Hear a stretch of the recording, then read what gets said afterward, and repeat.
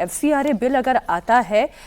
तो जो फाउंडेशन पैसा दे रहे हैं, सही नियत से दे रहे हैं, वो तो देते ही रहेंगे, और नियम क्यों नहीं दुरुस्त होने चाहिए? देखिए, अगर कांग्रेस की स्थिति को समझना है तो हमें यूपीए सरकार के दौरान बनाए गए नेशनल एडवाइजरी काउंसिल को देखना पड़ेगा, जिसकी अध्यक्ष सोनिया गांधी थी, और उसके गठन में जिस प्रकार के लोगों की भूमिका रही है उसको भी समझना पड़ेगा। वो सारे लोग में अधिकतर जितने लोग थे सब एनजीओ से जुड़े हुए लोग हैं, और ये जो एफसीआरए बिल आ रहा है ये इस लिहाज से थोड़ा, जो अभी तो शायद लोगों ने देखा भी नहीं है उसको, लेकिन जिस प्रकार के संकेत मिल रहे हैं या जिस प्रकार के संशोधन पिछले 10 वर्षों में 5 संशोधन किए गए उसमें,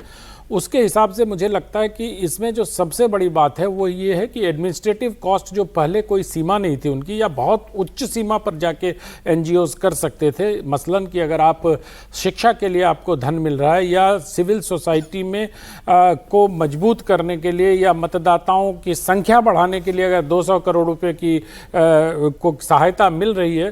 तो उसमें क्या होता था पहले कि एडमिनिस्ट्रेटिव खर्चे दिखा के अगर 200 करोड़ रुपए तो उसमें एडमिनिस्ट्रेटिव खर्चा कई बार 100 करोड़ तक, मतलब 50% तक पहुंच जाता था, और एडमिनिस्ट्रेटिव कॉस्ट के नाम से पैसे को दूसरे चीज़ों में लगाया जाता था, सेमिनार करने में, धरना प्रदर्शन करने में।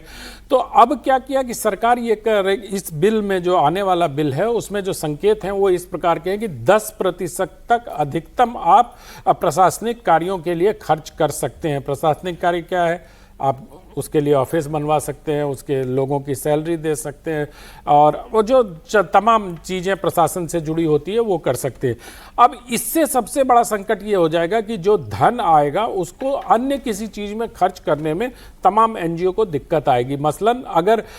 धर्म के प्रचार के लिए आ रहा है तो धर्मांतरण में उसको नहीं दिया जा सकेगा, और आपने धर्मांतरण में खर्च नहीं किया इसका प्रमाण आपको सरकार को देना पड़ेगा। तो मुझे लगता है इन सब चीज़ों को देखते हुए एनजीओ को, और जो माओवाद के खत्म होने का सबसे बड़ा कारण मैं जिसको देखता हूं वो इस तरह की जो राशि विदेशों से आती थी कि वनवासियों के क्षेत्र में जाके उनके उत्थान के लिए, उनकी शिक्षा के लिए, उनके स्वास्थ्य के लिए, उनके रोजगार के लिए जिस प्रकार के धन खर्च किए जाते थे, और प्रशासनिक कॉस्ट के नाम पर वो धन माओवादियों तक पहुंचता था, उनके आंदोलन को उग्र रूप देने के लिए या चलाने के लिए, या पता नहीं किस चीज में खर्च होता था। तो इस पर लगाम लगने से जो इस प्रकार एनजीओ का इकोसिस्टम है, जो मोटे तौर पर कांग्रेस पोषित और कांग्रेस समर्थित एनजीओ हैं, उनको बड़ी परेशानी हो रही है। तो कांग्रेस का स्टैंड तो बिल्कुल ठीक है, वो अपने समर्थकों के पक्ष में ऐसी बात करेंगे ही, लेकिन मीनाक्षी जी मुझे लगता है कि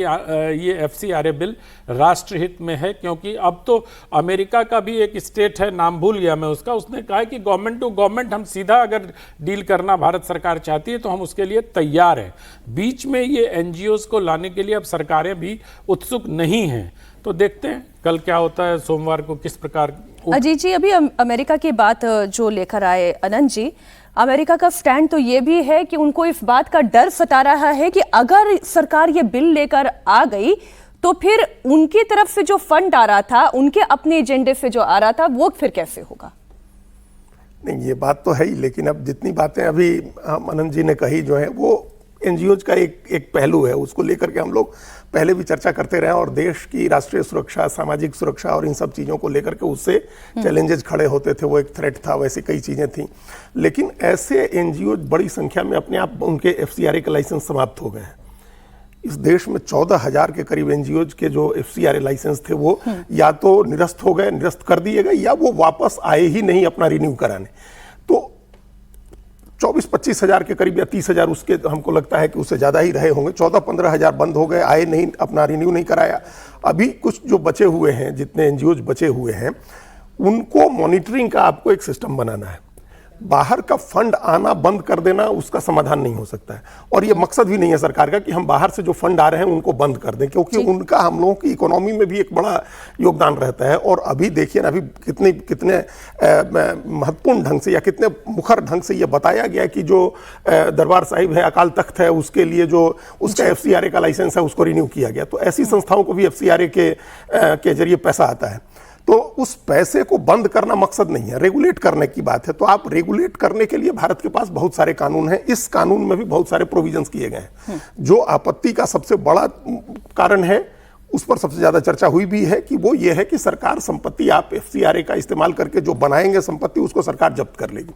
अब ये काम करने के क्रम में जो एनजीओज हैं वो अपना इंफ्रास्ट्रक्चर बनाते हैं। अब उस इंफ्रास्ट्रक्चर को जब्त कर लेना ये क्या कोई समाधान हो सकता है कि उसको आप रेगुलेट कर रहे हैं, उसका पैसा सही जगह खर्च हो, वो तो ध्यान रखना जरूरी है। लेकिन कई एनजीओज हैं, हम लोग सब लोग जानते हैं इस देश में, और कई एनजीओज हैं जिनका बहुत बढ़िया काम रहा है, कई धार्मिक संगठन है जिनका बहुत अच्छा काम रहा है, सामाजिक संस्थाएं हैं जो काम अच्छा करती हैं, उनकी संपत्ति जब्त कर लेना ये एक हमको लगता है कि वो सबसे ज्यादा एक जो कंटेंसस प्रोविजन है इस बिल का, हाँ। वो है इसी की वजह से। आप देखिए ये बिल कब आया था, पहली बार जब इस बिल को सरकार लेकर के आई, जिस समय ये बिल की चर्चा हुई उसके तुरंत बाद रोक दिया सरकार ने इस बात को, केरल के चुनाव होने थे, तो सरकार भी एक किसी ना किसी तरह से तो पॉलिटिकल एंगल इसमें देख रही थी ना उस बात को। अगर कांग्रेस भी अपना कोई पॉलिटिकल एंगल देख रही है तो ये तो राजनीति की बात है, दोनों देखेंगे इस बात को। नहीं, लेकिन मैं अब इसका एक पॉलिटिकल साइड केवल सिर्फ इस बिल के आधार पर नहीं चर्चा करना चाह रही हूँ। ये जो बात जो हर्षवर्धन जी ने कही कि अब तो अमित शाह भी हैं पार्लियामेंट में, राहुल गांधी इतने दिनों से क्या कह रहे थे कि अमित शाह संसद से गायब क्यों हैं, उन्हें जवाब चाहिए था, अब तो गृह मंत्री आएंगे ऐसा सोर्सेस कह रहे हैं, सहकारिता विभाग का जो बिल होगा वो भी वो पेश करेंगे, विपक्ष के सवालों का हो सकता है इसमें वो जवाब भी दे दें, लेकिन फिर भी इतनी मान मनव्वल चल रही है, एक कंसेंसस नहीं बन पा रहा है विपक्ष और सरकार के बीच में। इस पर एक क्विक कमेंट, फिर मैं सुमीर जी के पास जा रही हूँ। देखिए ये आम सहमति बनाने की सरकार कोशिश कर रही है इसको, लेकिन FCRA बिल ऐसा है जिस पर इस बिल पर सहमति नहीं बनेगी। हाँ, सरकार इसका इस्तेमाल, अब सवाल यह है कि सरकार क्या इसका मोल भाव के लिए इस्तेमाल कर सकती है FCRA बिल का? मोल भाव का मतलब बार्गेनिंग चिप के तौर पर सरकार इस्तेमाल कर सकती है। कल प्रधानमंत्री से सुप्रिया सुले और शरद पवार की एनसीपी के लोग भी मिलेंगे और वो FCRA के लिए मिल रहे हैं, FCRA बिल पर बात करने के लिए। वो परिसीमन का मामला नहीं है, नारी शक्ति वंदन कानून का मामला नहीं है। तो बार्गेनिंग चिप के तौर पर क्या सरकार इस्तेमाल कर सकती है कि गृह मंत्री आए और FCRA बिल के बहाने या किसी बिल के बहाने जो अपोजिशन के सवाल है उनका जवाब भी दे दें। ये इस बिल को सरकार डेफर कर दे, डेफर करने का मतलब संसदीय समिति को भेज दे, कोई JPC बन जाए या कुछ और ट्विक किया जाए इसमें जैसा किया गया था, और उसके बाद परिसीमन बिल पर और नारी शक्ति वंदन कानून में संशोधन के बिल पर सहमति बने। ये अब असली कल इस बात को देखने की जरूरत होगी।